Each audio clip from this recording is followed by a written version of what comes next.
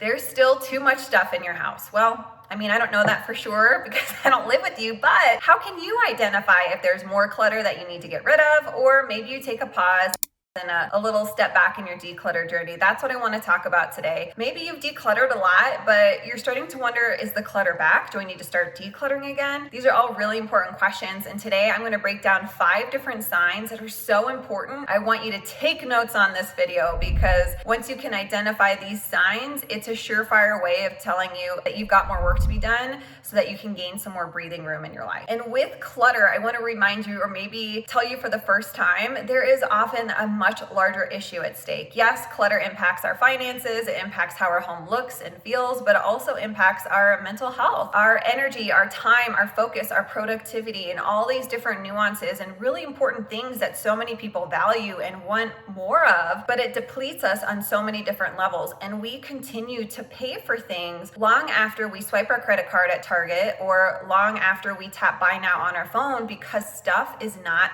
passive. And once you truly understand that stuff is not passive, I'm telling you, it will radically change very quickly your relationship with stuff, how you view things, and how much more intention you will put into future purchases. And also, you'll become so much more ruthless in the declutter process once you realize how much the stuff is stealing from you. So let's break these 5 signs down. The first being, anytime you go to sit down, relax, play with your kids, talk with your spouse, just take a break in your day.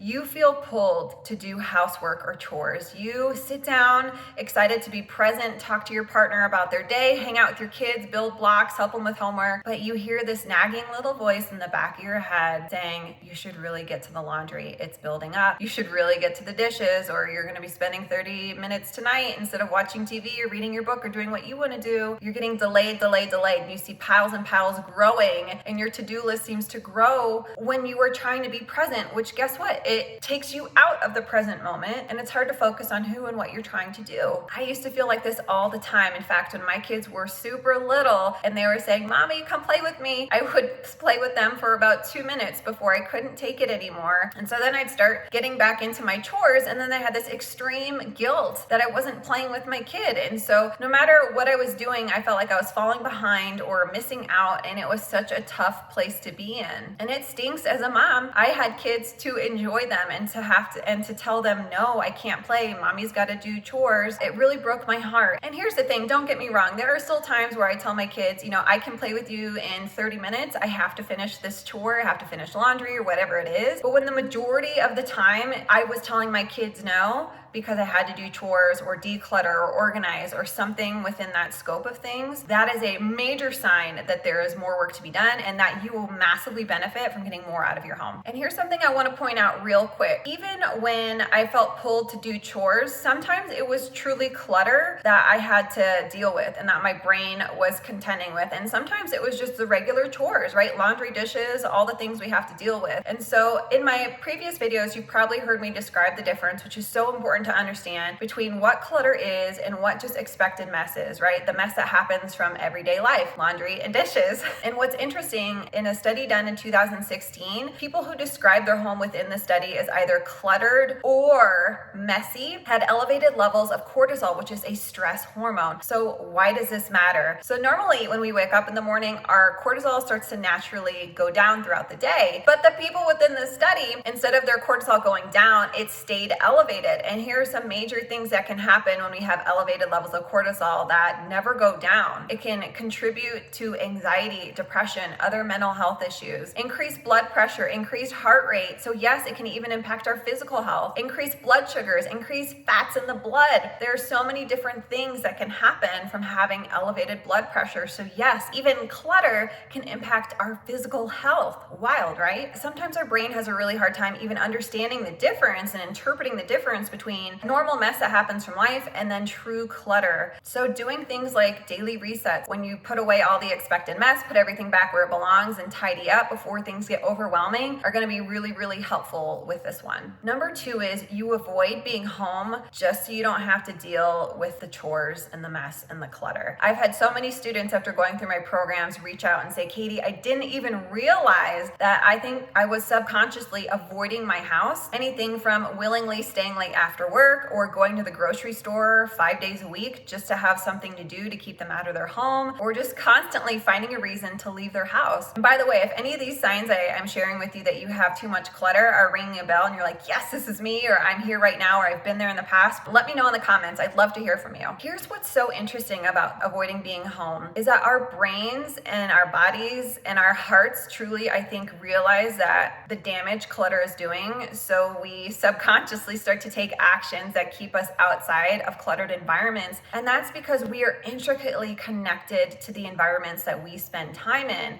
or even the people we spend time with. And so when we change our environment, such as our home, and decluttering and tidying up and living in more spacious rooms, our thoughts and emotions change. And that is a really powerful thing. So maybe take stock and maybe just objectively go, you know what? Is that why I'm staying late at work? Or is that why the second we wake up in the morning and after we eat breakfast, I take the kids out for the entire day just so I can avoid dealing with all the stuff? It's okay if you're there, but this is your body's way of telling you that there's too much. Number 3 is you struggle to relax your body and mind. You always feel like there is something to do. You can never get through your to-do list. No matter how much you get done in a day, it feels like your to-do list is longer for the next day. And that's because clutter tells our minds there is still more work to be done. Imagine sitting down on your couch at the end of an exhaustingly long day and your partner coming in to the living room where you're sitting and going, what are you doing? Get up. You have no right to be sitting here. Look at all the stuff that needs to be done. You need to do this. You need to do this. There's so much to be done. What are you doing?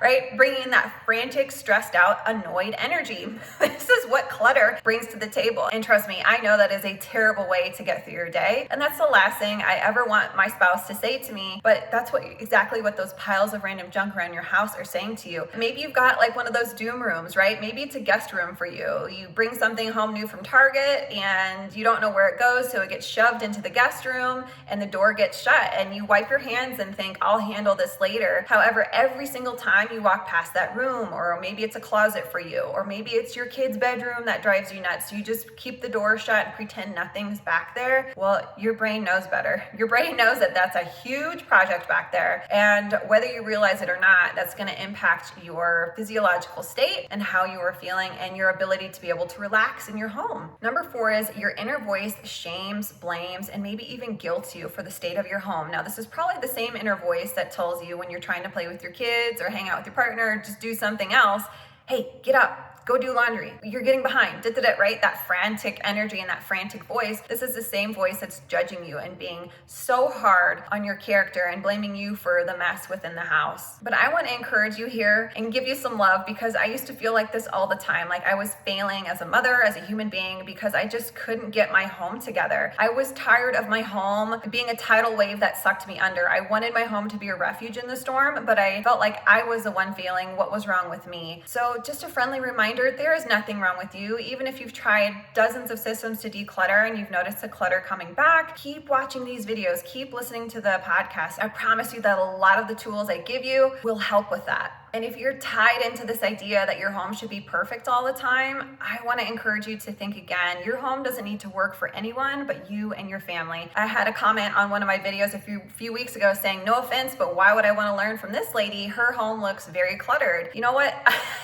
That didn't even bother me, because my home works for me. It functions for my family, and it doesn't have to work for anyone else. And so if you are designing your home or wanting it to look perfect for your in-laws or your friends or people you go to church with who stop by, forget it, and let's normalize mess, right? It's okay if it looks like human beings live in your home, because they do. It's okay if it looks like your kids live in your house and there's toys on the floor. It's okay. It doesn't have to be perfect. And so if you are stuck in this idea of perfectionism, think of some new benchmarks of what progress looks like. And again, I think it's perfectly acceptable to normalize mess, okay? Let's normalize mess. Maybe not clutter because of what it does to you, not to other people visiting your house, but how it impacts you and your family. That's gonna help switch that inner voice around, and that's gonna help put a stop to that inner voice. And now that I'm on the other side of clutter, I'm telling you, it's a beautiful thing to not have to hear that voice every single day. And I promise that can happen for you too. And the last one is, if you regularly feel triggered by clutter, there's more work to be done. And by the way, this isn't all on your shoulders. Get your family involved, delegate, have these conversations of the benefits of what an uncluttered home will offer. If clutter is making you constantly lose your cool, yell at your kids, yell at your partner, stomp off, get so upset and aggravated that you literally can't handle it and want to leave your house, then literally I want you to set a timer right now for 15 minutes, go grab a trash bag or an Amazon box that's probably hanging out in your garage waiting to be broken down anyway, and start filling it up with clutter because it is triggering you. And I don't want to go through life, and I know you don't either, being constantly triggered and frustrated and overwhelmed and resentful and pointing fingers at your family and upset with everyone, including yourself. Life is too short. So start decluttering and get some of that out of your house to make some breathing room and give yourself some peace of mind, lower and reduce and maybe even kick that inner voice that's shaming and blaming you and judging you for the state of your home. So many amazing things will happen as you continue to get this clutter out of your house. And remember that decluttering is an ongoing process. It's not something you achieve overnight, and it's definitely not a race. In fact, just the other day, I got rid of an entire bag of things, of clothes that no longer fit my sons. It's something you keep looking forward at and making progress with. But how do we break that clutter cycle that keeps us overwhelmed? Click the video on your screen now to learn more.